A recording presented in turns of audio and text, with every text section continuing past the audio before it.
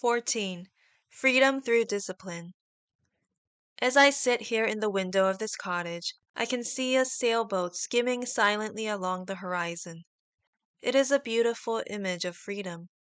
But the freedom of the sailboat to move so swiftly and beautifully is the result of obedience to laws.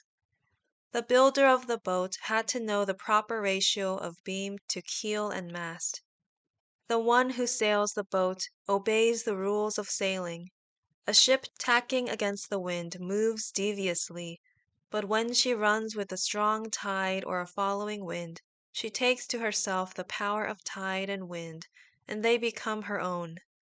She is doing the thing she was made for. She is free not by disobeying the rules, but by obeying them.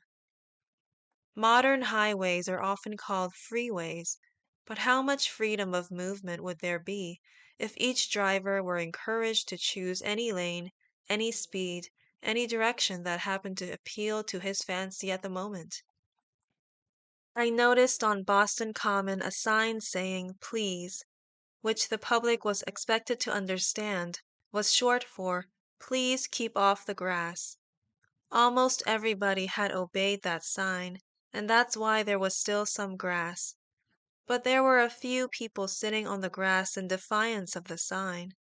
Their freedom to sit on grass instead of on bare dirt was dependent on the majority's having denied themselves the privilege. The majority had made the choice to allow grass to grow. This choice meant restriction, a willingness to limit themselves to the walks. It meant not doing what they wanted to do in order to have something they wanted more. The freedom of the few was bought at the sacrifice of the many.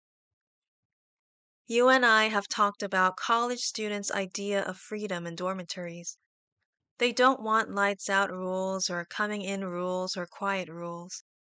Consequently, this freedom of theirs to keep the lights on till all hours, to stay out most of the night, and to play records at 3 a.m.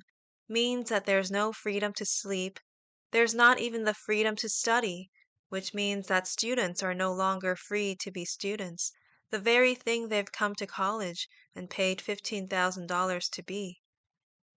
This is the crux of the question of liberty and liberation.